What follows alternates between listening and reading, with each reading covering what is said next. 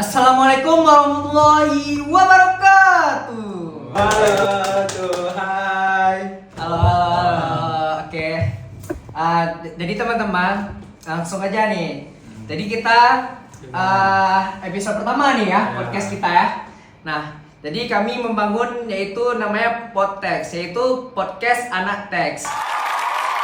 Nah, jadi saya sendiri Muhammad Fatan Novar. Di sebelah saya ada bro. Saya Jaza. Sebelahnya? Halo, saya Aldi. Iya, ini teman-teman.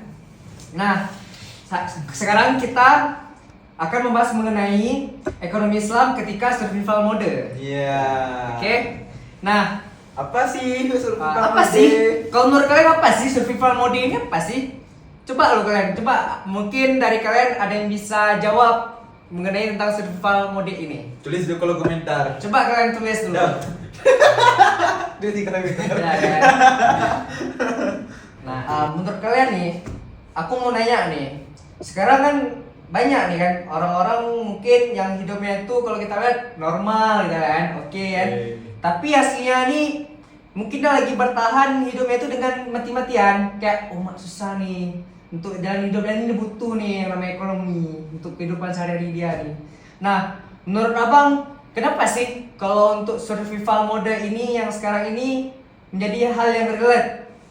Ya, dan itu dia sangat relate bagi kita sekarang. Karena Pak Menteri yang ngomong. Kalau bagi abang gimana? Oke. Menurutmu gimana? Kalau menurut saya sendiri sih oke-oke aja. Apa ya oke?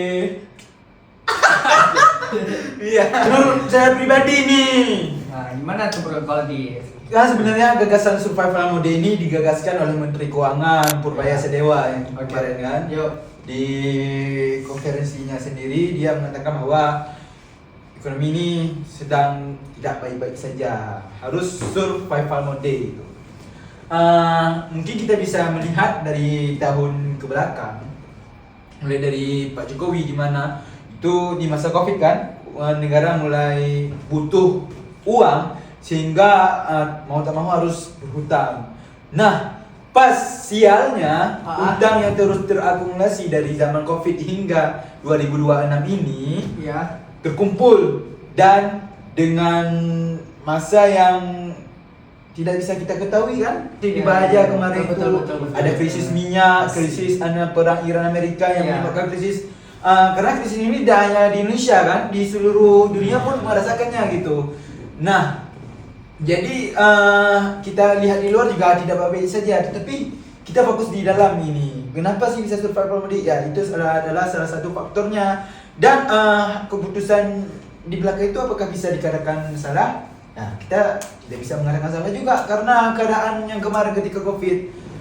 Nah, tapi ya itu tadi sialnya utang itu terus menumpuk hingga hari ini utang negara itu sebesar 9.900 T kalau nggak salah ya.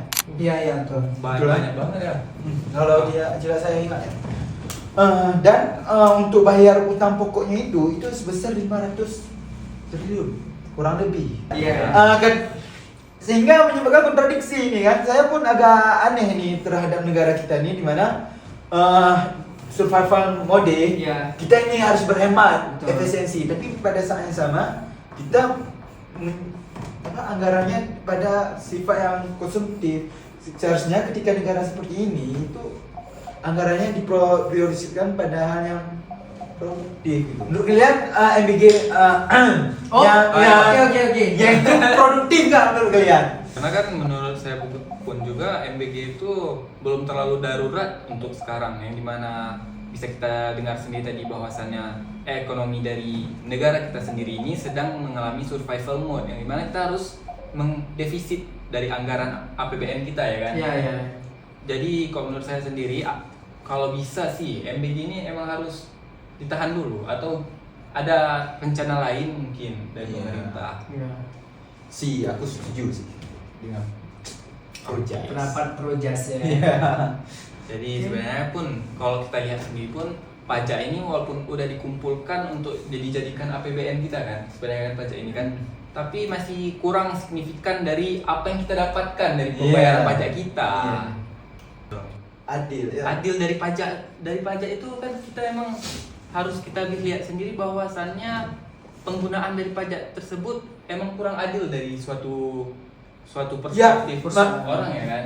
Ya. Nah, ini ada kata menarik dari Ali bin Abi Thalib ketika menyuruh seseorang untuk menarik zakat. Ali bin Abi Thalib mengatakan begini, ketika kamu menarik zakat, yang perlu kamu perhatikan adalah kondisi orang yang kamu tarik itu. Ya, betul. Jadi fokusnya itu ke kondisi masyarakat sebab pajak kan diambil dari uang masyarakat. Iya, iya. Jadi negara sebagai yang mengambil pajak harus memperhatikan kondisi kita sebagai masyarakat itu dulu, keseluruhan masyarakat keseluruhan. Nah, teman-teman. Nah, ini kan di dalam situasi yang survival mode ini yang kita bahas ini, menurut kalian mana sih yang lebih penting?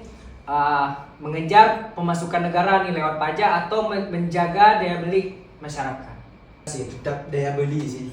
Ketika mungkin survival mode itu bukan hemat menahan diri untuk nggak beli sesuatu, tapi memprioritaskan apa yang paling penting gitu. Kalau kita menghemat semuanya, maka otomatis peredaran uang di pasar itu akan berkurang, yang pada akhirnya itu ekonomi akan semakin lesu gitu. Ketika ekonomi lesu, itu akan berdampak secara berdampak Berdampak semua sektor ya. Dampak semua sektor ya. hingga menyebabkan penurunan pendapatan dan pajak yang didapat oleh negara juga menurun gitu. Betul. Maka yang dimaksud survival mode itu efisiensi. Efisiensi itu itulah memprioritaskan apa yang paling penting gitu. Ada hal penting, tapi apakah ada hal yang lebih penting lagi gitu? Kayak M itu penting mungkin kan? Okay. Tapi mungkin ada hal yang lebih penting lagi gitu.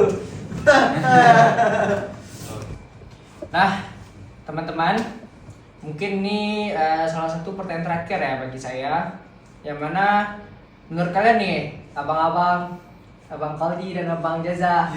Nah, menurut kalian konsep keadilan dalam pajak ini kalau dalam ekonomi Islam itu gimana sih? Jadi ini kan menarik nih. Kalian tadi membahas tentang halal ekonomi. Iya, Jadi halal ekonomi ini kalau kita tarik kesimpulan, apa emang Ziswaf ini dapat menjadi latar belakang untuk filantropi ekonomi Islam yang ada di negara ini? Ekonomi halal ataupun ekonomi Islam ini itu bisa berperan secara signifikan dalam membantu negara, terutama dalam hal pengurangan kemiskinan dan membuka lapangan baru ini. Dari zakat, kita ambil contoh itu zakat infak wakaf. Ya, kalau tidak salah saya sebesar 200 triliun itu kemungkinannya akan, kalau semua orang wakaf di itu yang produktif tuh segitu besarnya. Dan total dari semua wakaf yang produktif, dari beberapa ribu aset yang produktif, hanya mungkin 10% ataupun 5% dari total itu semua yang bisa benar-benar produktif dan menghasilkan itu. Berarti yang lainnya itu tidak produktif. Sedangkan pengertian wakaf itu adalah harta yang disedekahkan atas nama Allah, dikelola dengan baik dan diambil manfaatnya gitu. Berarti ketika nggak ada yang hasil produksi, berarti nggak ada manfaat dong. Gitu. Oke. Berarti hal ini menyebabkan adanya ketidakmampuan kita untuk mengelola aset. Karena dengan aset sebesar itu seharusnya mungkin orang kita mengetahui ini hampir rata-rata orang miskin Indonesia itu Muslim. Dengan memanfaatkan semaksimal mungkin kita bisa menolong orang Muslim ini. Oke, berarti jadi secara tidak langsung nih bisa kita bilang bahwasannya Ziswaf ini bertanggung jawab sebagai tulang punggung dari ekonomi. Sangat bisa kita ya kan? Ya. Jadi negara tidak hanya lagi mengandalkan pajak gitu untuk pendapatan negara, tetapi ada Ziswaf yang mendukungnya gitu. Betul. Nah, dan Ziswaf itu bukan hanya untuk orang Muslim gitu. Tahu nggak, infak dan sedekah itu bisa diberikan kepada orang sesama manusia yang Muslim sebenarnya. Yang penting dia membutuhkan. Betul. Ya. Oke, teman-teman, mungkin dari obrolan kita yang hari ini kita bisa lihat mengenai tentang ekonomi halal dan filantropi Islam itu bukan hanya soal teori dan label semata, tapi tentang gimana kita saling bantu dan saling menguatkan. Yang mana ekonomi ini kita bisa membuat lebih adil di tengah kondisi yang kadang-kadang yang gimana ya, nggak pasti ya, Iya, krisis, kan? ya. Lagi krisis tadi ya. Survival mode.